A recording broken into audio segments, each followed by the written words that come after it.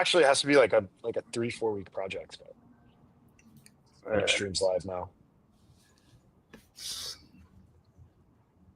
Let's make sure we're live. Okay, we are live on Twitter.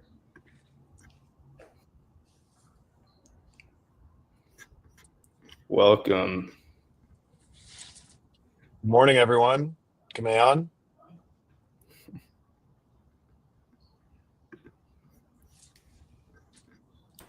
All right, we are live. Just reposted. Yeah, I'm gonna go Let me do that too. post this in all the chats. Seb's got the day off today. Amazing. I saw that. Should be on the streets with the bullhorn now. No days off, man. Not until 69 T's.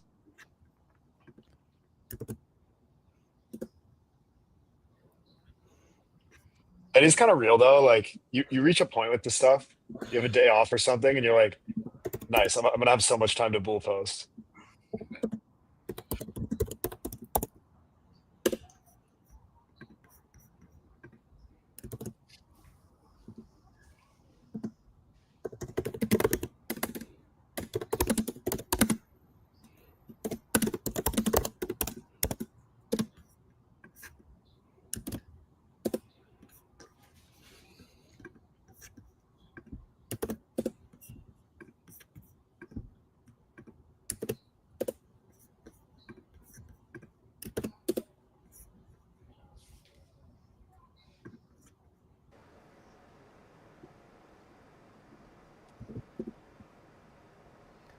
All right, looks like we're live everywhere.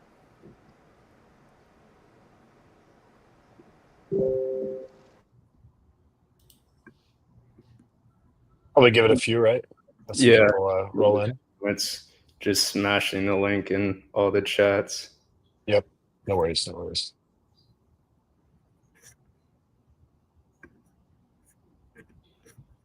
Yo, Monj, how are your legs feeling after that run yesterday?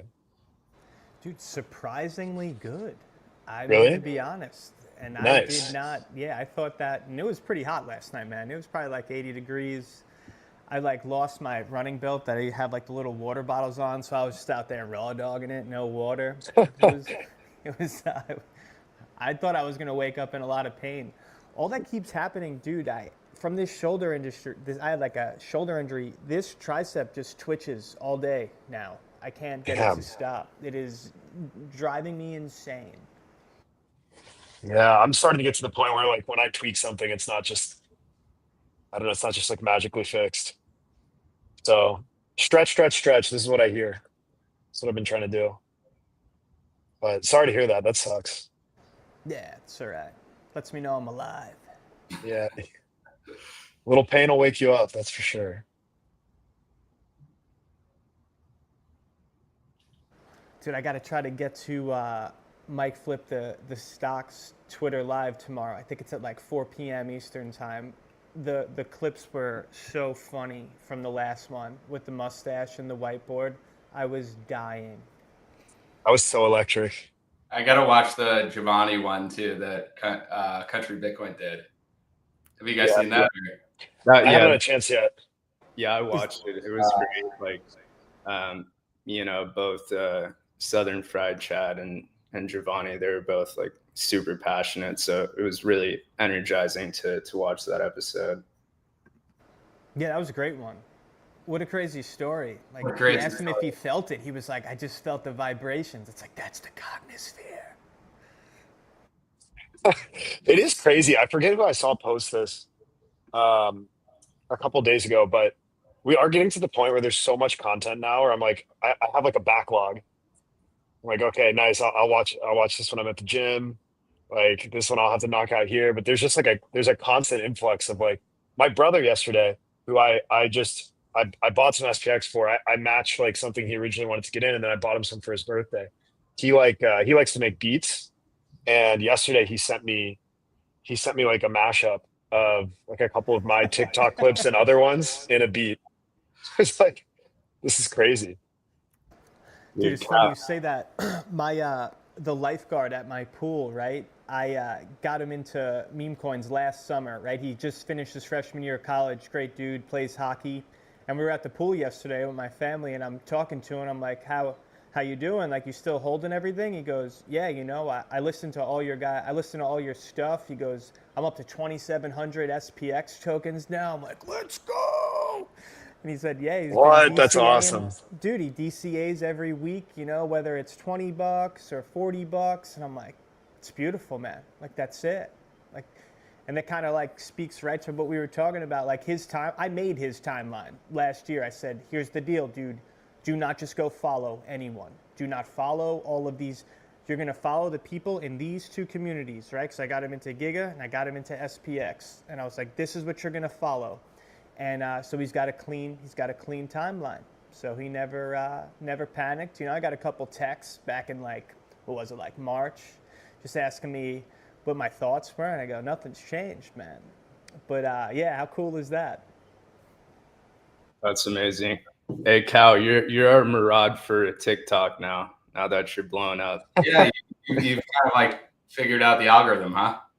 I'm trying to. I've been like watching a lot of videos and basically you basically just have to learn how to bait people kind of. Which is like been an adjustment in my thinking patterns, maybe for the worse a little, but yeah, I don't know. I mean, we have to see if it's just one data point, but that was exciting to like there were so many comments on that post that kind of showed me how, and I guess we'll talk about this, but how, in some form of like concentric circles we are. And that was really promising because I'm like, I forget when I'm talking to someone I already know, I'm pitching someone I already know or something. Like obviously there's an initial form of trust there that already exists. And so talking to like a complete stranger about something, it's good to hear what their hesitations are. And this time it's funny, like it was all the market cap's too high already. Like, oh, this okay, well, I can't make that much off this because it's already so high. And I was like, huh, that's interesting. So yeah, all that stuff's just good data points, I think. Mm-hmm. Yeah, I'm trying to dumb it down on TikTok because like I was like writing scripts and like had an editor and everything, and my videos are getting like 300 views per TikTok, and then I just like opened up the TikTok app and put in like one song and just spoke off top, 15-second video, and I'm getting like 1,000 views. So I'm like, all right, man, I guess that's how they want it to be. So. Dude, the next move is we got to throw the glasses on like Cow. I'm telling you, that was it. He had the glasses on. No, definitely music. And then like, yeah, I think it has to be less than 15 seconds, unless you're, I don't know, responding to someone or there's like some reason to do something longer. But I guess we'll keep tweaking it. Who And knows? have you been recording yours like in the TikTok app? Yeah, I recorded straight in the TikTok app uh and then I'll download a version without the music.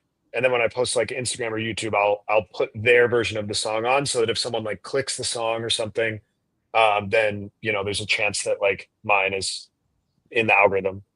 Um, but I'm like still definitely I'm making some progress I've noticed, but I'm definitely not. I haven't cracked the code. Um, so Yeah, we just gotta keep like exchanging our knowledge with each other, and that's one of the things that I was thinking about is that we need to put together a group of kind of like masterminding people who are putting content on different platforms and just discuss what works for us and how we can all improve.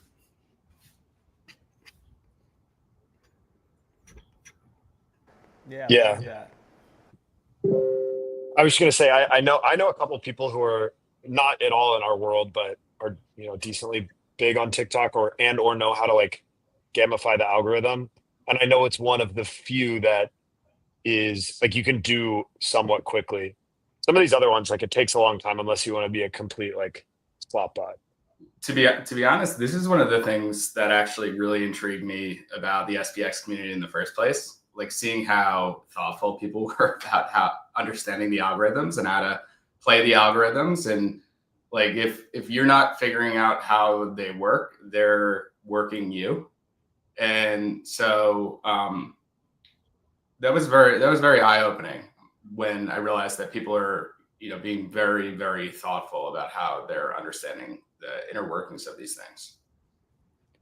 Yeah, one thing we're actually working on right now is I don't know if anybody's ever heard of like clipping, but I guess this is a big thing like going on with streamers and like consumer brands in general.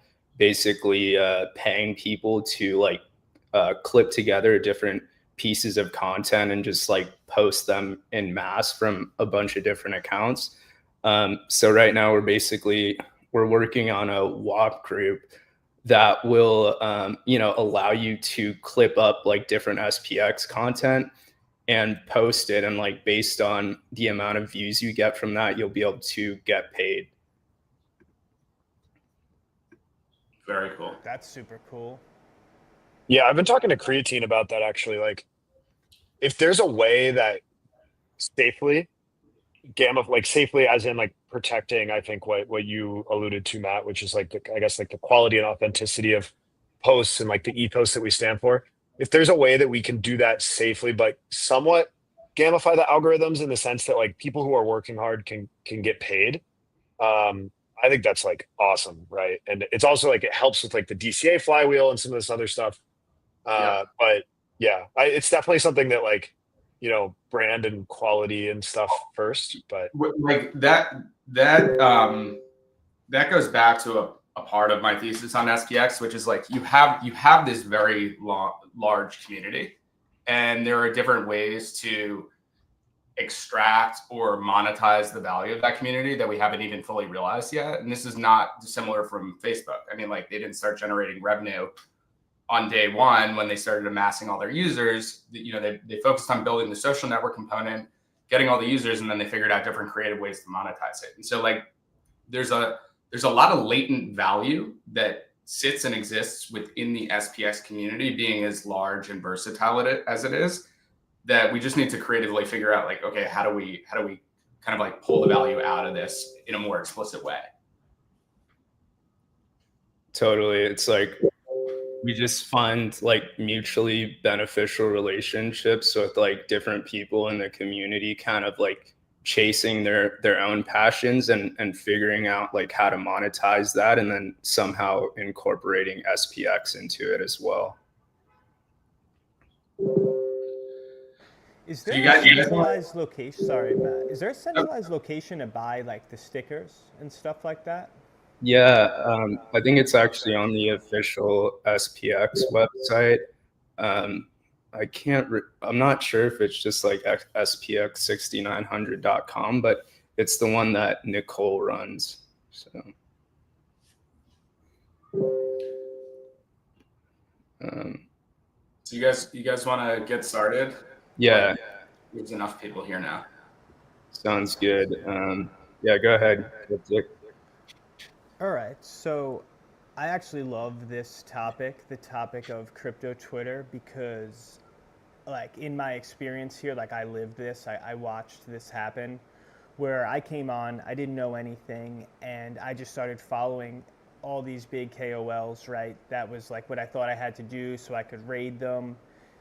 And then very quickly I realized that if you do this, you get sucked into this negative sentiment just because a lot of people here are over leveraged, right? And they are, any type of price pullback becomes a negative thing. And then you add in the trenches and all these new pairs. And what I realized was it kind of ties back to that famous rat park experiment from the 70s.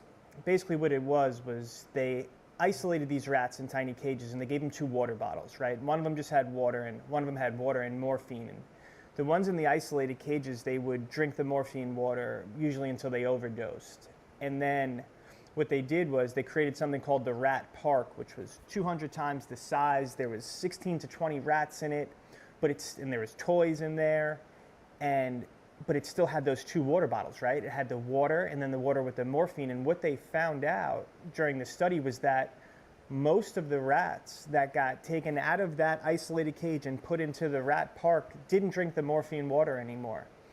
And what it proved was that the environment actually has an impact on addiction. And I think that what we see on CT a lot is an addiction, right? The new pairs, it's an addictive thing. And why coins like SPX, communities like SPX, you stop doing that when you come here is because it fills a void. It gives you a purpose, right? Because the trenches are an isolated game, and that's kind of what I compared it to, is the trenches are that isolated box, right? And the Rat Park is SPX because it's this huge community and there's social engagement, and what it is it gives these guys, it gives you a purpose. And the truth is, we could all go drink that water bottle, right?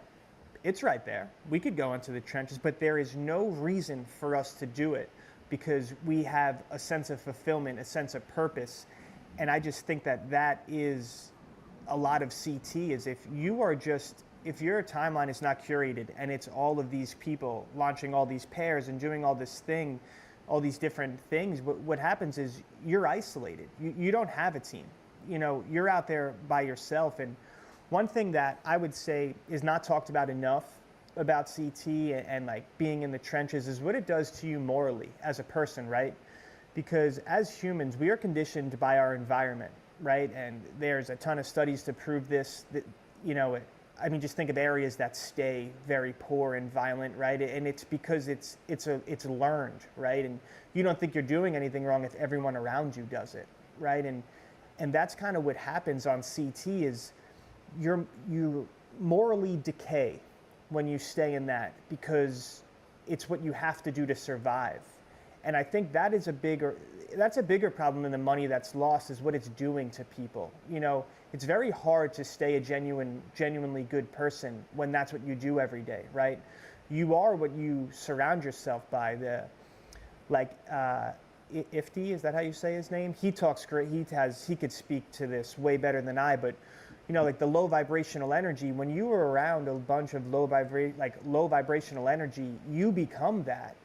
But on the inverse is, if you are a low vibrational person and you get surrounded by high vibrational people, you actually come up. And that is SPX to me. And that's why it has been able to grow so fast and so efficiently, is because it is genuine people here. And I think that that's something that's kind of lost. And I'll finish my rant with this.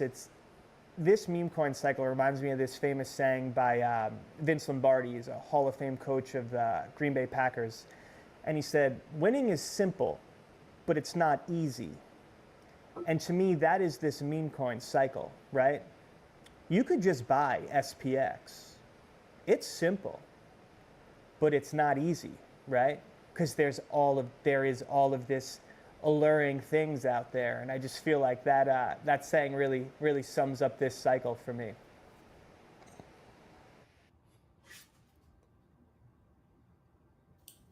Yeah, that's totally true, and yeah, I think like being a trader in the trenches, you can kind of develop, some sort of like misanthropy and just like a general distaste from other people for other people, because it's all PvP, right? Everybody's just against each other, and like even if you do build relationships with like other traders, you end up backstabbing each other, and that's why, like, that's what happens even in these like Telegram trading groups and all these places where essentially like you think you have these relationships with people, but they're basically like just screwing you over in the background.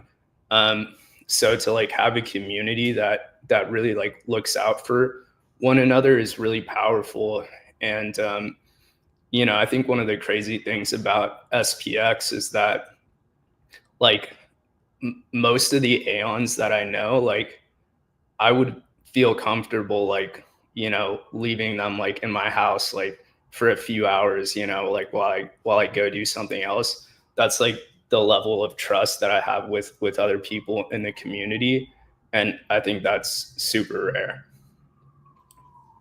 It's kind of cliche, but like there's the old adage, you want to go fast, go alone. You want to go far, go together. And I think Tans, you've mentioned how you've been a lone wolf. I've been a lone wolf at times in my life, and like going fast will only get you so far. And so I think that's, for me, that's a big part of why I'm here too. Is like, I'm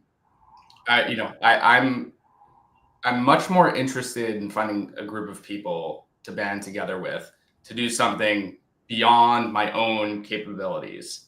And for me, SPX is just like, it's that. It's a group of people that I believe in that can go very, very far together and has the right constitution to do that. There's a couple things that I wanted to talk about with respect to the topic today, which is crypto Twitter. So I wanted to talk about the investment angle, the community angle, and then the coordination angle, because I think these are three important components of the CT topic. So on the investment angle side of things, I think most people just log on to Twitter or X, don't spend a lot of time thinking about it beforehand and taking the time to set their intentions. But I think this is really important. Like, how do you want to use the tool? Because if you're not intentional about how you want to use the tool is going to use you. So you need to cater your timeline to the game that you're trying to play and create the right mapping. Are you following doxed investors with high integrity and a track record of following through on their word? Or are you following anonymous traders who have no accountability to anyone, who are clearly playing for quick flips and misaligned incentives? Like, be intentional about that. And I think this feeds into another point, which we've talked about, and I think a lot of people within SPX talk about, but you cannot borrow conviction on your investments in crypto. Because even with the most successful outcomes that I've experienced in the space, you're always going to have dissenters. Polarization is a feature, it is not a bug. So the way I have decided to use and leverage CT is primarily as a dot connecting tool, where you're using this as one of many, many things that you're looking at to build conviction. And it's simply an input. And in my experience, it's hard to find exciting things that you have conviction in, but it's much harder actually to stomach the twists and turns and having the conviction to stay the course. So if you don't have the latter, the former doesn't really matter much. And I think this is like misunderstood or not talked about a lot within crypto. It's always like, we got to find the thing. We got to find the thing. But building up bottoms up conviction to stay the course is one of the hardest but most fruitful things that I think you can do if you're a long-term investor and holder in crypto. Knowing who to listen to on CT is like a superpower. So I would say it's important to listen to people who follow through on their actions. If you can find coins where there's a high density of these people, you're probably onto something. And I've talked about this in previous episodes, but the blockchain doesn't lie. So you can go to the chain and get a sense of what is like the density level of people who are following through on what they say they're going to be doing by looking at, chain metrics. So that's like the investment angle. The community angle, I've found that some of my great friendships have formed on the internet. I mean, like, you guys are an example. And I was tuning into Idea Hazards at the Beach space yesterday in between some calls. And you can tell that from his experience in like 2023 and 2024, he's made great lifelong friendships that have been formed through going through something special with these other people who are the SPX OGs. And he was talking about in those 6-hour-long spaces that he did for 100 days or whatever, how he had spent more time talking to Aeons than even people who he was close with in real life. And so I think that this is CT is a very useful tool to be able to connect with people online, because it's less circumstantial and more ideologically, spiritually, or values oriented in some cases. You can find people who share your interests quite easily on the internet, where for a lot of people, this is hard to do in real life, because, you might meet someone, you might have fun with them, but it doesn't necessarily mean like they have similar ways of thinking about the world or similar interests or what have you. So I think it's a very powerful community building and connecting tool. And then in the most misunderstood aspect of CT, from my perspective, is the coordination angle. So whether it's crowdfunding initiatives, supporting one another online, infiltrating every platform, creating shared and recyclable content that people can use everywhere to tell the SPX story, having fun together, setting an aligned group of objectives and just unleashing the entire SPX community to execute against them. These are super, super powerful things. So imagine you could unleash 200,000 values and financially aligned friends against the objective you set. Like, this is the power of CT, and this is really misunderstood. And I think it's why SPX will continue to be very successful as more and more people realize this. Yeah, I totally agree with that. And I think there's like a lot of ways, there's a lot of like adages to describe that, that we all know to be true. Like, you're the sum of the five people you spend the most time with, like a lot of these kind of phrases, right? And I agree on the coordination front. Like, it's interesting that CT has evolved to such a point where now there's like less conversation about that. But that was the entire purpose of like CT in its early days, right? You know, was exchanging a lot of these ideas because crypto as like an entire industry and like, I guess, technological like revolution was so novel that, you know, how could you actually even know about some of these things? How could you know, you know, which of these to trust, how they work? And so it was actually just fully information gathering like in its earlier stages. And it's, if anyone ever gets the chance to talk to some of those people, it's really interesting to hear about like what it was like, I guess, like back then. And I think now it's reached this point where, and all of Twitter has, all of social media has, this isn't even like a CT exclusive thing, where it's so siphoned off that it's almost like a sorting hat. You know, like when you first get on the app, you have a fresh account, like you kind of get sorted into based on what you engage with and the types of things that you're saying, you get sorted into like a class and like a kind of like a niche group. And you know, when I got like really into crypto outside of just kind of like being, you know, I guess like a normie who had some BTC and like generally I was like more of like a web two. I was on Silicon Valley Twitter. And so I had some Bitcoin because of some evangelists in that world, but I was not deep into a lot of like crypto native things. And when I started working in the industry like a year and a half, maybe a little more ago, is when I made my cow account and I made it to like try to understand kind of some of the users better because I was having a lot of like sales oriented conversations, but I was like, I don't know what the hell I'm talking about. You know, I don't actually really know like what these people want. And it was really interesting, anecdotally, spending more time with some of the people because number one, similar to you, Manj, like, or not, I guess not similar to you, but what you alluded to, I felt kind of dirty, like spending time on CT initially because like there was so much degeneracy that it made me just feel like, okay, either I take part in this or I just don't want to, you know, or I find something else to do with my time. Like I don't want to like just observe people hyper gambling basically. And when I discovered Murad and I started to like spend some more time in specific communities, I was like, okay, here's like a subset of the world that of this world as a whole that I can get on board with. And then specifically when I found SPX is when I realized like, oh, this is actually not that there's any intentional, you know, yeah, like I guess subversion of the algorithm here, but like this is like really clever because they're taking all of like the kind of like smart parts about like networking, meeting new people, kind of like expanding your horizons, all that kind of stuff, challenging yourself to do more, to kind of create and add to the community in your own way.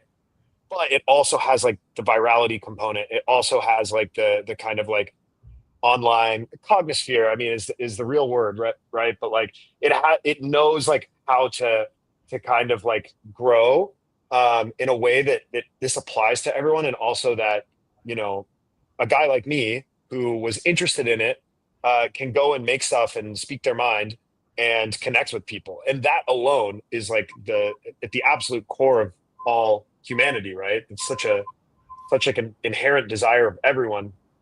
And it's really powerful. And the last thing I wanted to kind of add to that, that I thought was really interesting. There's this thing called, and I didn't know about this before. It was just something I found in my research.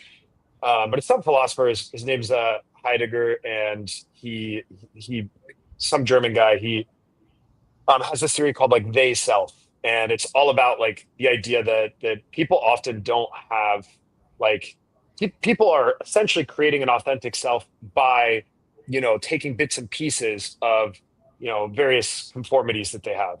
One person acts a certain way, they admire that, they like that, they take from that, right? And that's really all social media is just like a combination of all the things that the kind of you engage with, all that kind of stuff. And basically what happens is instead of you just being you kind of become they, in the sense that they is whatever you engage with, whatever is on your feed, whatever is right in front of you.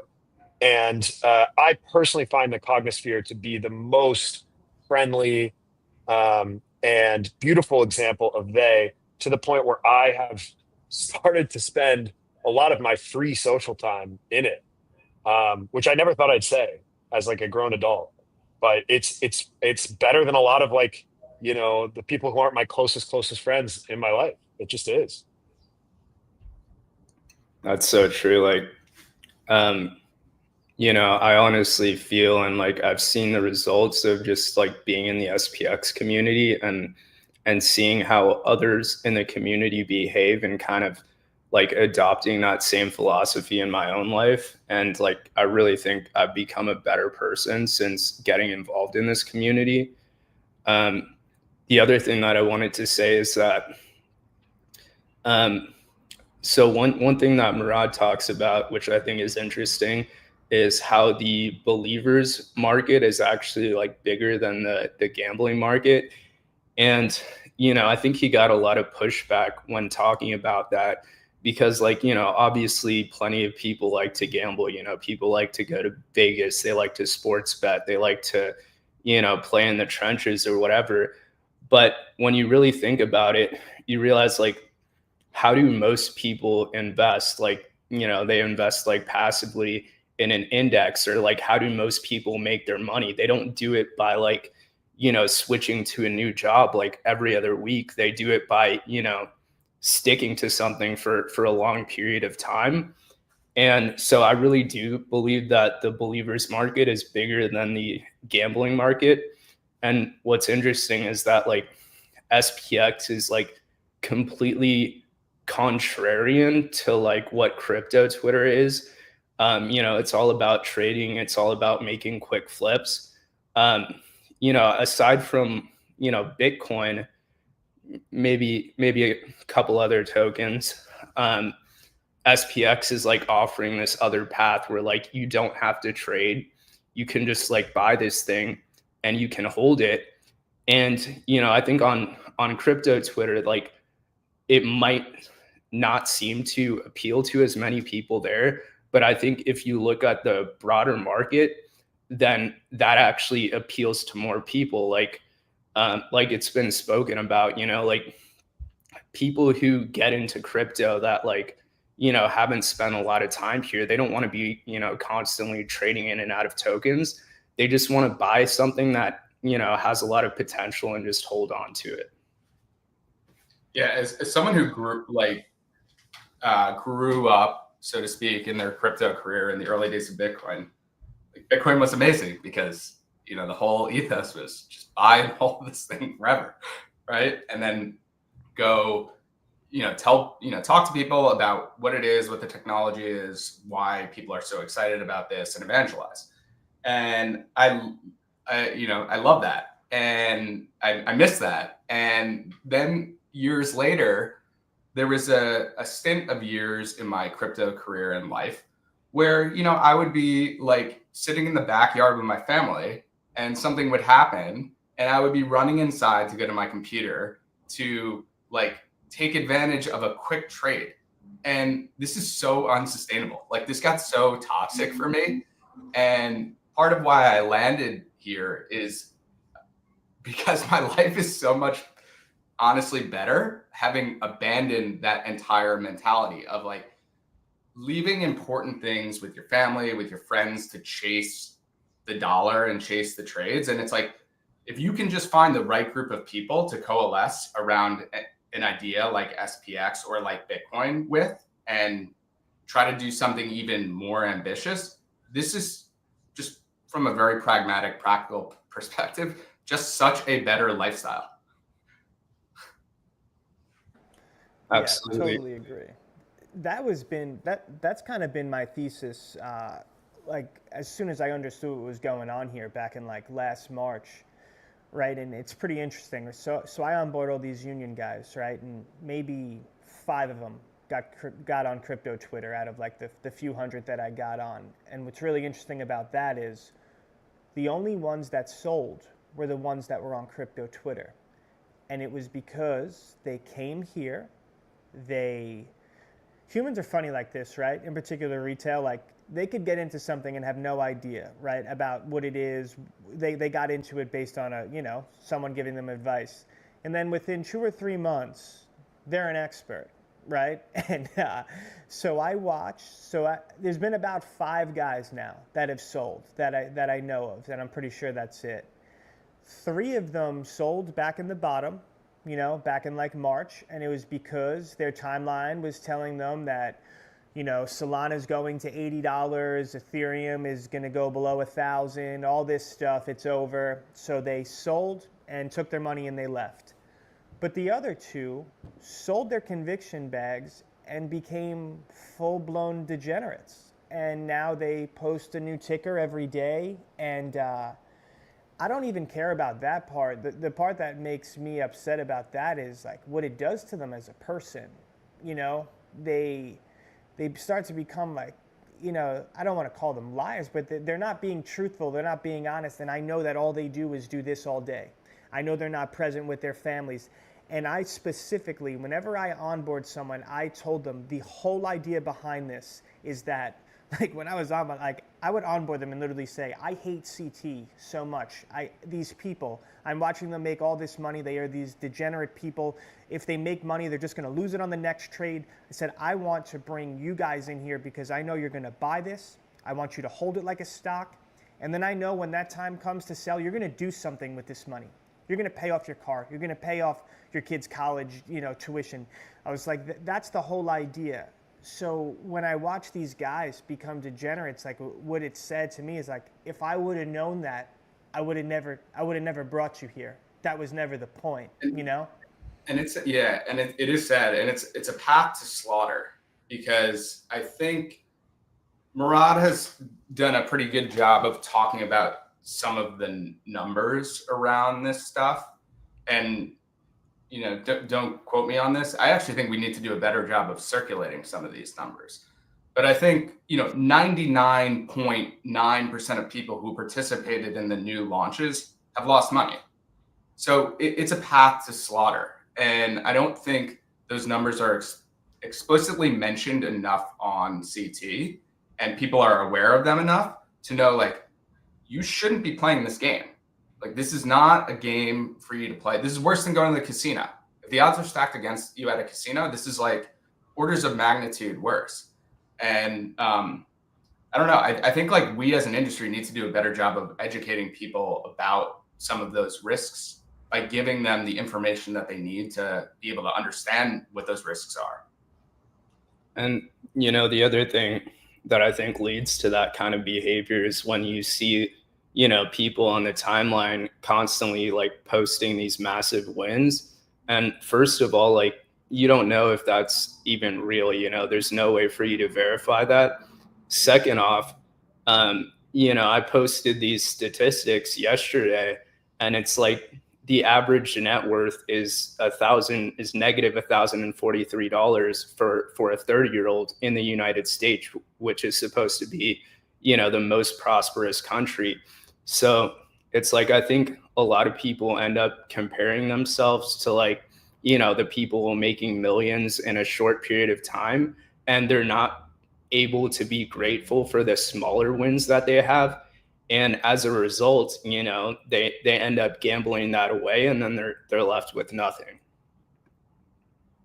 Yeah, these are awesome points, guys. I think like it's the hormonal thing that Murad always talks about.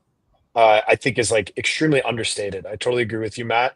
And Tan's like, you're right. Like people don't even question it sometimes. That's the crazy part to me. Like, is this even real? A lot of people will just take it face value, look at a number, and it's like an anonymous picture, and it's like, of course it could be photoshopped. It could be they could have lost that all the next day. Like, there's a million outcomes they could have gone wrong after that. Even then, it's not even something to romanticize, in my opinion. But the hormonal thing, I think, speaks to me a lot because you almost see like the form of protest for that SPX stands for against, like, I guess like the proletariat and tradfi and all of these kind of like unknown evils that kind of like linger as these ambiguous like figures. Um, it almost is like actualizing in my eyes into the physical reality. Like, you look at people like Mike, or I know Ifty was saying that the same had happened to him. Murad was saying on Pond Talk. I know this happened to Blue as well. Like, that these communities are literally changing their physical appearance. It is inspiring them to get into better shape, to take better care of themselves. And I think like the concept of hope almost extends as like a protest beyond the coins. It extends it to your physical reality. It inspires you to like to want to be more. And I was just talking to Grimace about this in the DMs, but like, no one would have found I wouldn't have found you all. I wouldn't have found Mike or all of these amazing like aeons if it wasn't for this coordination vehicle. And that cannot be understated as like a point of importance to people. Because when something makes your life better, why would you stop doing it? Especially when the alternative continues to be worse and worse. Right. And the other thing is, like, I don't think we all would have gotten together and started this show if we didn't like examine like a pattern of consistency and honesty within each other. Right. It's like, if we wouldn't have all gotten together to do this if it was like the first day of us posting something, right? So we were able to kind of look at each other and see like consistent actions over several days and weeks and months, and then evaluate the character of each other in that way. And I think that's something that's incredibly important, especially for someone new here, is to look at the history like of the people that you're following.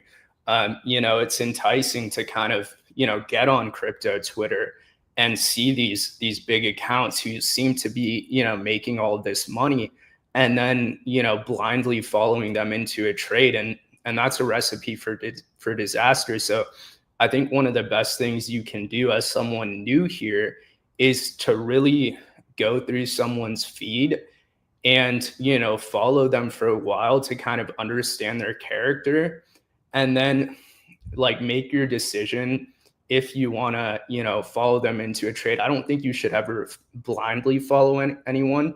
I think you should take what they're saying with a grain of salt and then develop your own thesis. But yeah, take your time. Like, don't get into this space and then just feel like like there's this huge sense of urgency to just like act on information right away. I think just like slowly evaluate other people, and then instead of like basing your decision off like social clout, base it off kind of obviously you want to be able to determine if this person has a vision, and then if they've stuck consistent with their actions and what they say. And then you also want to be able to evaluate their timeline. Like, a lot of traders will post things and like you don't know how long they're staying in that trade for, right?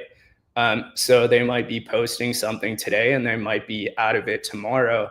And if that's not the plan that you have, then you're going to end up getting screwed. So that's what I'll say about that. Yeah, I agree with everything you said, Tans, and that's why earlier in the conversation I mentioned this thing about finding communities where there's a high density of people who emanate these characteristics. This makes it easier to discern. So we build trust with one another over time by, pattern matching and looking at how we behave consistently. Do we follow through with our actions on doing what we say we're going to do? But when you see a large group of people within a particular community where there's a very high density of these types of people that reflect your values, seem to have high integrity, follow through on what they say they're going to do, that's where you can extract like the really, really meaningful signal. And that's why I think, part of what I see happening with SPX is similar to what I saw happening with Bitcoin, in the sense that we're building a trust machine. Like, it's a community, but we're building a trust machine. And the way you build this trust machine is to get to a point of critical mass where you have this very, very high density of people that appropriately reflect these values, qualities, characteristics. And to be honest, I just haven't seen any other community out there that stacks up against SPX. And so that was one of the things that got me most excited about SPX as an opportunity, after I did the work for many, many months of trying to connect the dots, and then ultimately started to be a bit more public about it in early March. And Matt, did you originally find SPX on crypto Twitter? I did, yeah. So, I mean, that's why Twitter it's a very effective first flag to say, wait, maybe this is something that I should be looking at more deeply. And so I've talked about how I just kept seeing this thing pop up and pop up and pop up and buzz in my ear. And then I started to go deeper and deeper. And then that's how I ultimately built my conviction over many, many months of going deeper. But it's a very effective tool for bringing things to the surface that you may want to connect dots on. Yeah, I totally agree. And one thing that has stuck with me since that Bitcoin research was that a stable and sustainable ideology is the foundation of any cryptocurrency. And one thing that really stood out to me about SPX was it has kept the same message, the same energy, ethos this entire time. And what makes that even more impressive is it's always like, I'm praying for your success, and it stays positive. And why that's so impressive is because when you're getting attacked, and SPX gets attacked more than any other coin that I own, right? The gut instinct is to defend yourself, right? So to answer all of that with like love and praying for your success showed me like, this is different. There's something different here. I've never seen a coin do that. Never seen a community together do that, right? Most of the times you go after a coin, the whole community is going after them, and it turns into this whole dog fight. And I just found that so powerful. It's like, there's something deeper here. This is unlike anything I've ever seen before. And that energy is, of all the bangers Tans has had, this is not an attention economy. This is a trust economy is my favorite one, hands down, because it's true, right? I think the metas prove that. Attention comes and goes all the time. And there's memes, meme coins and memes that will have attention for years, but it doesn't correlate to price action, doesn't correlate to community. It doesn't. Well, I think with SPX, there's a deeper values thing here. A lot of the people within the community share similar values. And SPX is a referendum against things that are antithetical to our shared values that are exhibited in TradFi. It's a referendum against things that we see that are antithetical to our values within the crypto industry itself. And values don't change. if you're clear on your values, they don't change meaningfully over time. I was telling you guys before the call, like I went through this values exercise maybe like I don't know, I guess 12 or 13 years ago now, where I landed on what I thought were the most important values that I've held. They have not changed in 13 years. And so I think this is one of the components that actually will allow SPX to persist forever, is some of these values that we share, what we get out of this community, they're simply timeless, and they're not replicated trivially or easily by any other community out there. And so that is something that is far deeper, that is exhibited within SPX, that I don't see exhibited in many other coins, if any. Right. And I want to give like one example of, hard objective fact of it being a trust economy more so than an attention economy. I'm not calling this person out specifically, nor am I going to say their name, but to give the example, like early in 2024, I remember this person, this big character on crypto Twitter had built up this really solid reputation, and he ended up like announcing a couple coins. One of them was pups, and I remember that going to like hundreds of millions in market cap in like a single day. There was another token that I'm not going to mention that he also sent like over 100 million in a single day, and that's because he had built up like all this trust. He had the attention and he had the trust, and then he proceeded to keep announcing token after token after token, and he ended up losing that trust.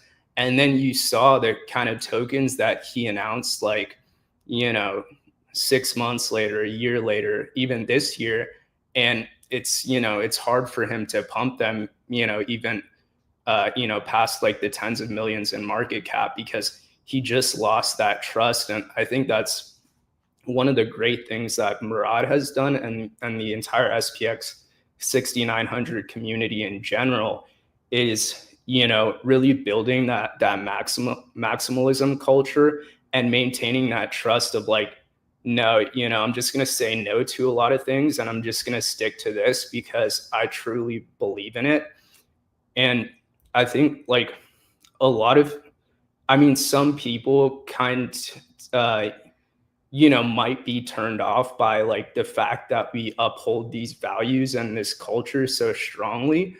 But it's actually what's led us to our success. And if we weren't upholding these values and this culture, then we would be like everybody else in the entire space.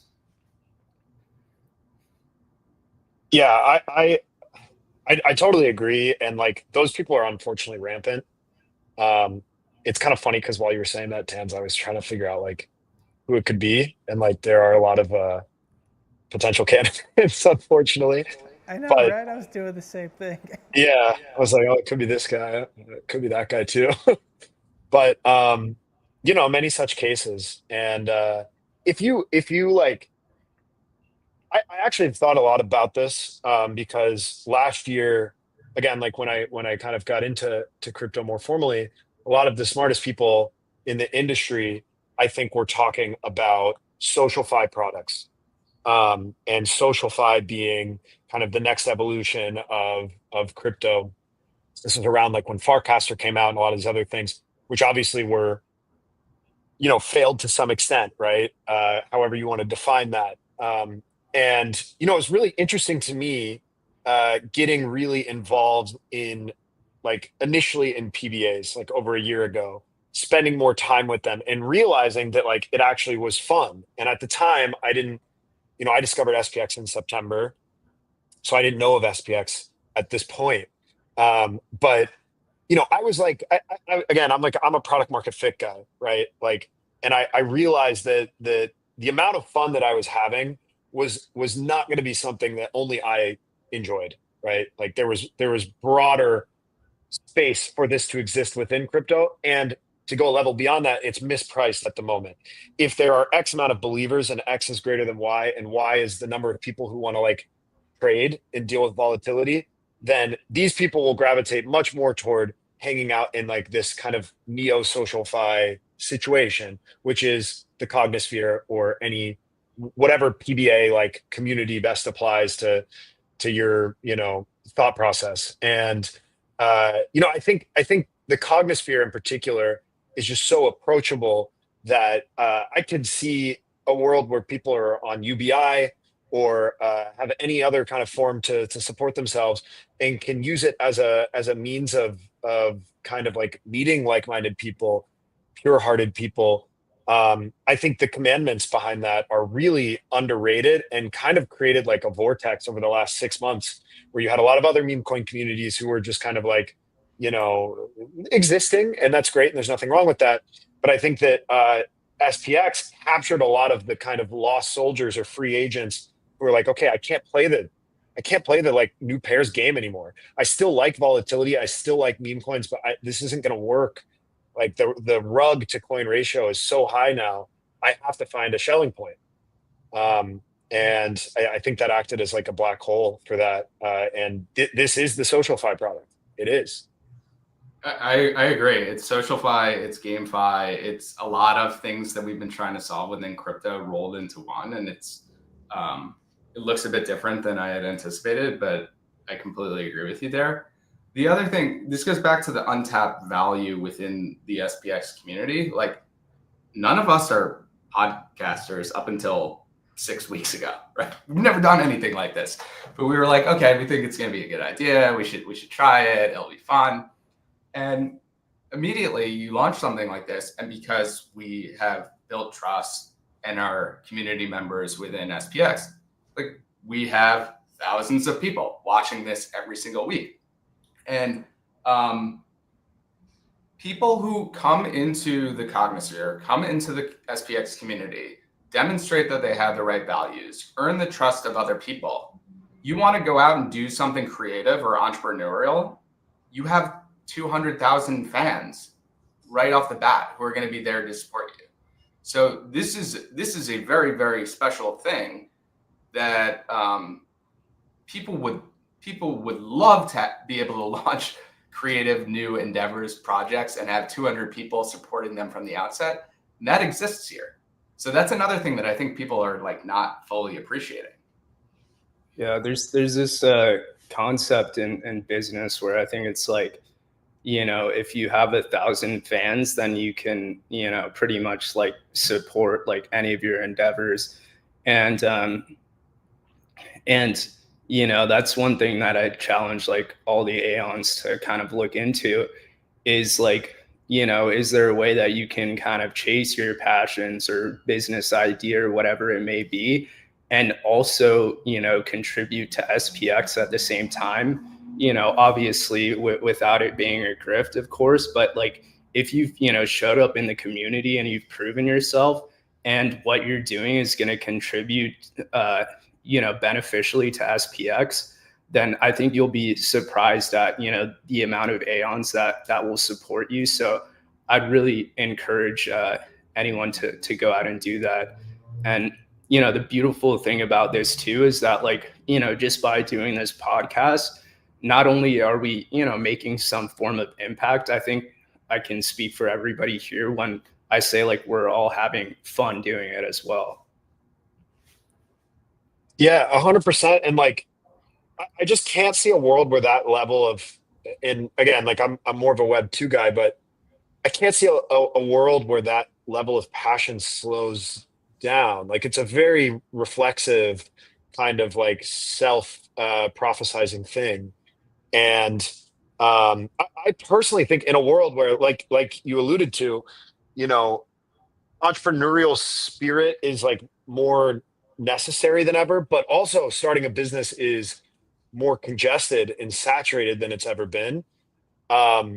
What is the easiest way to find customers? I think it's, and I don't mean that in a transactional sense, but I think it exists in these mobilized, incentivized communities.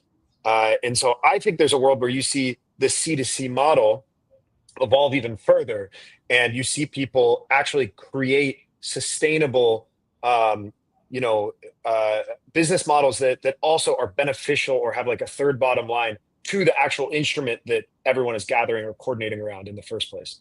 Um, who knows? I mean, that's like obviously kind of an extrapolation into the future, but I think that has a lot of potential. And maybe there's 6,900 companies that make up the S&P 6,900 that are all Aons. I don't know, and I don't want to move away from like the pure belief component.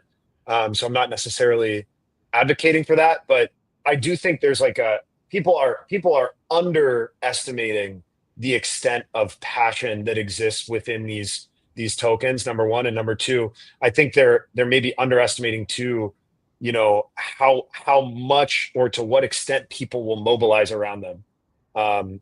Because there is a much higher chance of you doing something, that's beneficial for everyone and it's succeeding in these worlds than there is, you going and starting drop shipping company number 5,024, right?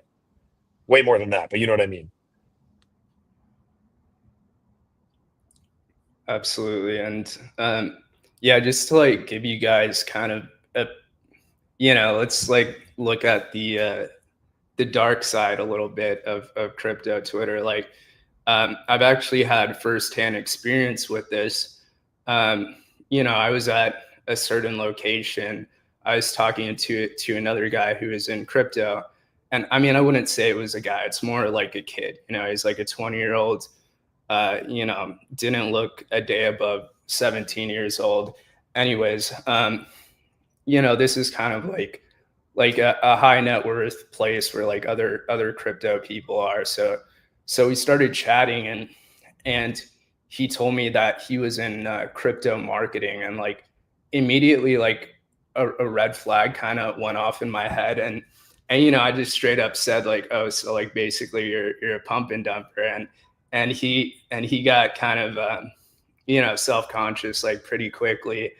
And anyways, I had talked to him on and off for a while, and then finally like I got his Twitter page, and it's probably like someone that you guys have seen like on the timeline, but you would have never really thought of it or as memorable, because basically, I mean, he told me what he does, and I was able to like look at the profile to see too. It's like a couple 100,000 followers, and what he's doing is just like posting like engagement farms like 24/7, like the most low level content, but somehow that gets like good engagement. And so he's doing that, and then he's also like telling me that he follows like 400 people a day, which I guess is like the maximum limit to follow per day on Twitter. And he's just like posting rugs like like every single day, or as many as he can get.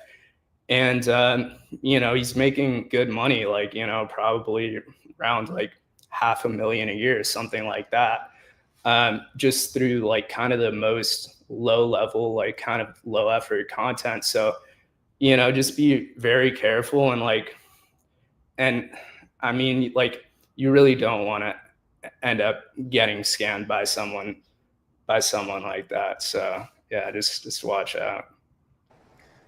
Yeah, the timeline, like you were saying, you got to comb through their timeline. If you come through someone's timeline for 5 minutes and you see 20 different tickers, I'm not saying they're a bad person. I'm just saying they're not a trustworthy person. That's all. It's very simple. I think that's pretty straightforward. Because the biggest problem with those people that always drove me nuts was they post what they buy, but they don't post when they sell.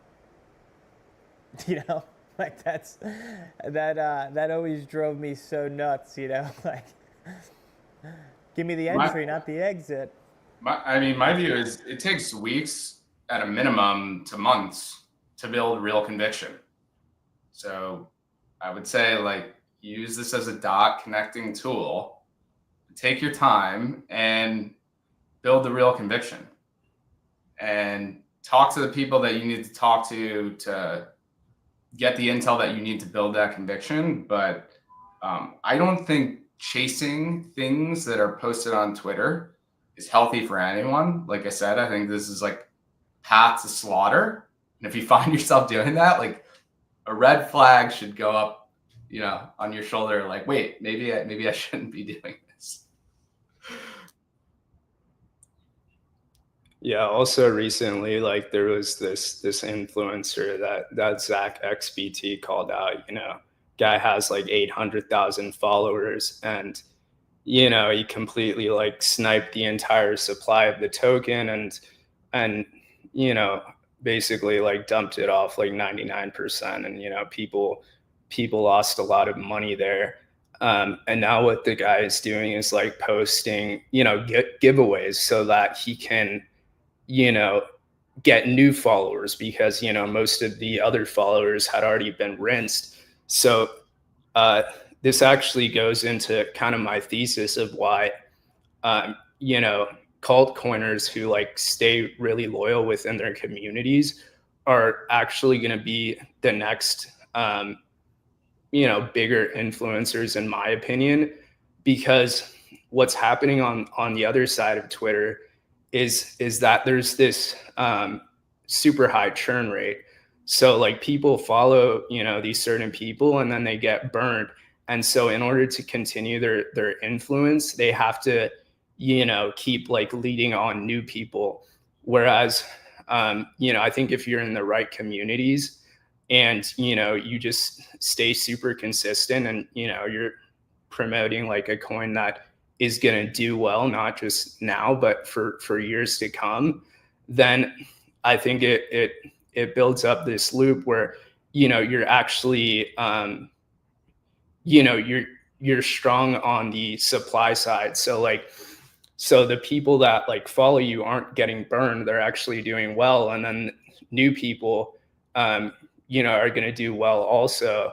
So, I think eventually, if this kind of continues, then just like cementing yourself like as part of a community is actually gonna help you build like a more reliable influence than like posting like a bunch of tickers a day or posting trades and having people get burnt. So.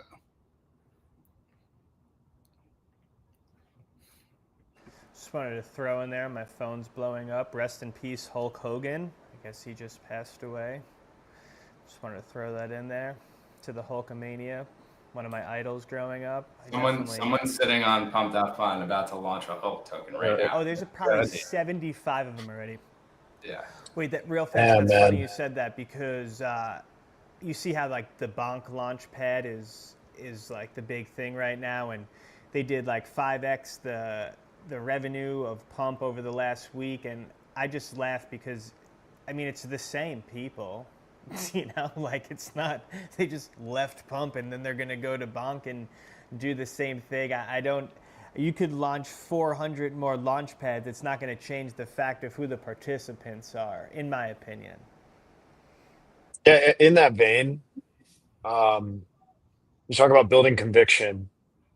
In my opinion, like there's no better way to build conviction than just to like spend time with the people. It becomes very clear like that number one, like this is a different kind of group than like your typical Telegram you join or something.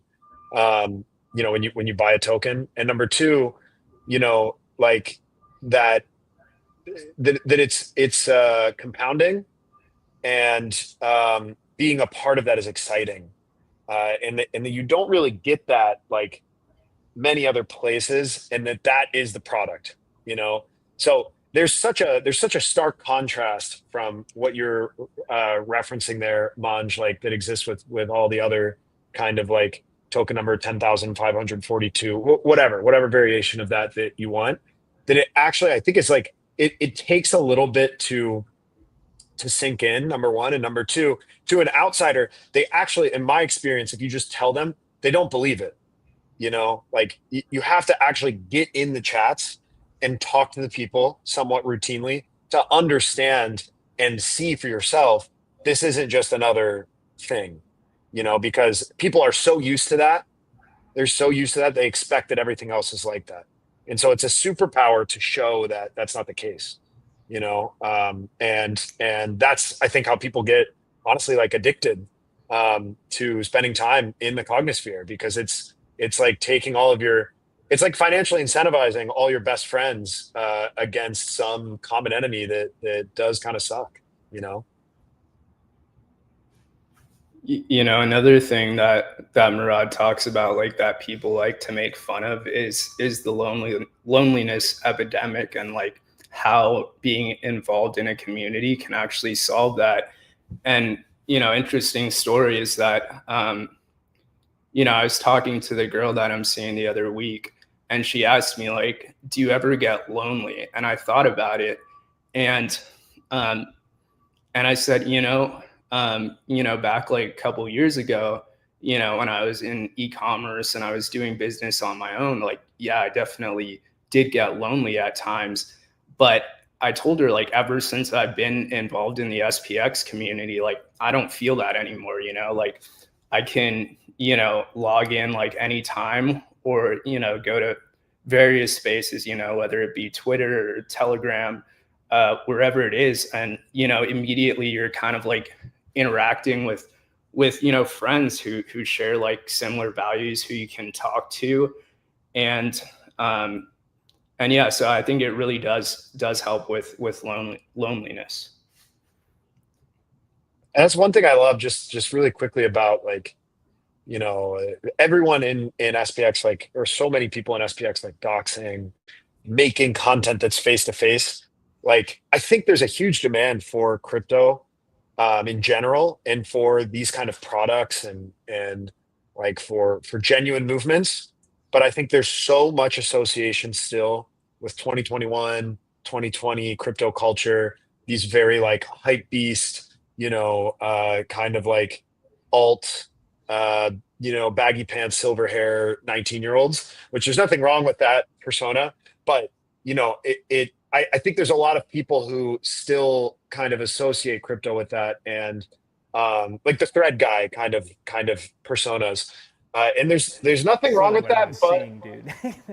That's what I was yeah, seeing when you yeah, said that. I know it popped in my head too. Like, but at the same time, it creates a natural polarization, I think, for a lot of people who don't realize this kind of stuff exists. And that's why I think, showing your face and taking the things that we are saying on Twitter, and bringing these ideas to the real world is really important, because it shows people that it doesn't have to be this weird niche subculture.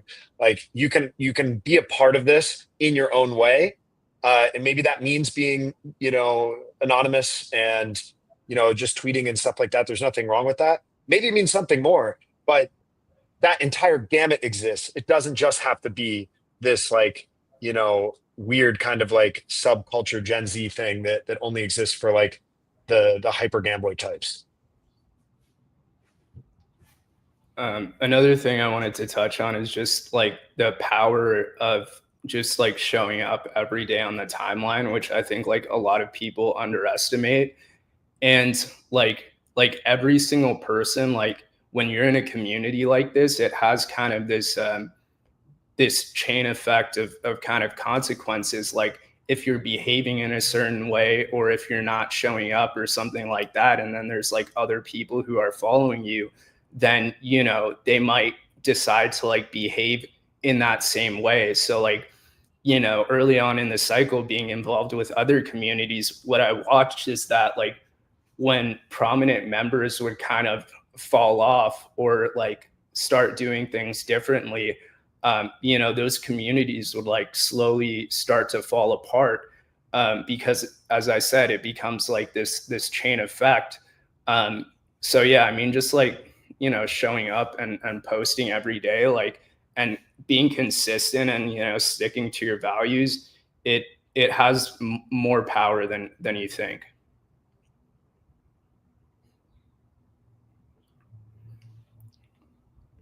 So, Yeah, totally agree with that. What time are we at?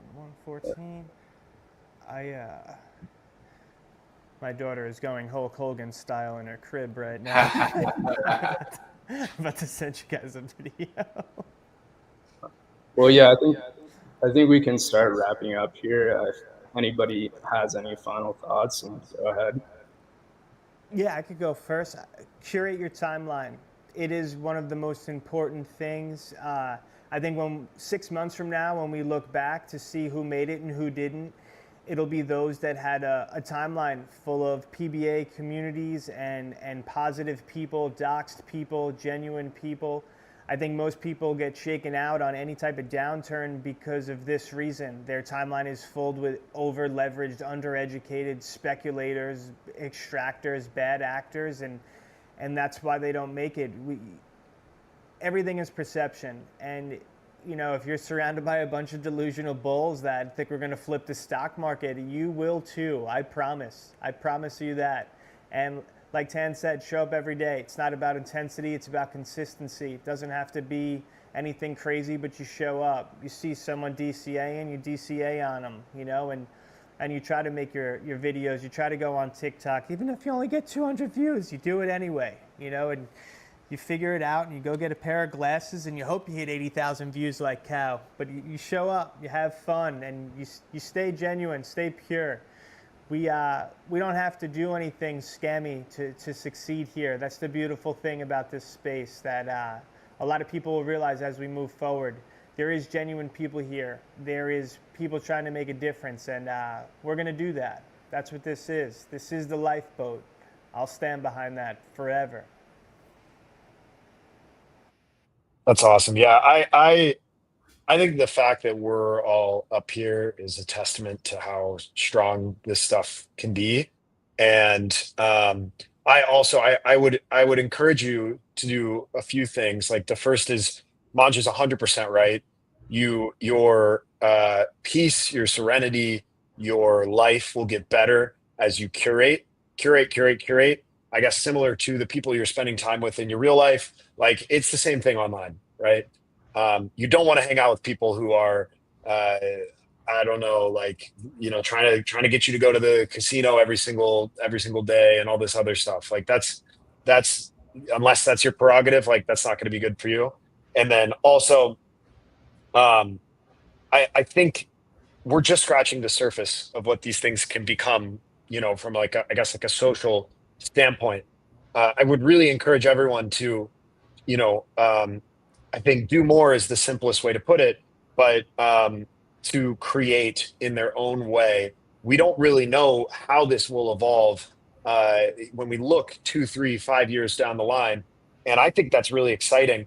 But what we can say, and I think all of us would agree with, is that it will evolve and it will grow. And so I think the more things that we do and that we do at a high level with our heart and soul, like the faster we'll get to both the outcome that we all want, which is flipping the stock market, and also that we'll discover kind of like cool things like what Blue has been doing with Pond Talk, or like kind of all the music that's been made for SPX over the last couple months. Like there's just like a lot of cool things that we could tap into that I'm sure someone will do, and the faster we do them, I think it'll just you know everyone will start doing more, and I think that's like really powerful. So Yeah, I would also encourage people to put themselves out there, think creatively. You have a critical mass of hundreds of thousands of people that you can tap into, and spend some time thinking about like what are the ways that you might want to do that, and let's keep it going. Like that's what we're doing. So the more people that do that, the better. Yeah, the final thing I'll say is in relating to curating your timeline, not only is it gonna, help you feel better emotionally and mentally, it's also shown to have helped you perform in the market. Like, I remember just a few months ago at, the lows of 70K Bitcoin, and, everybody on crypto Twitter and everybody I spoke to in person, they were all bearish. And if you would have listened to those people, you would have sold, and you wouldn't have bought anything at an opportune time. And during that period, the only people that I saw who were bullish were SPX Aeons and Murad. So stay bullish, guys, and extend your time horizon. Let's flip the stock market. All right, thanks Flip the stock market, baby.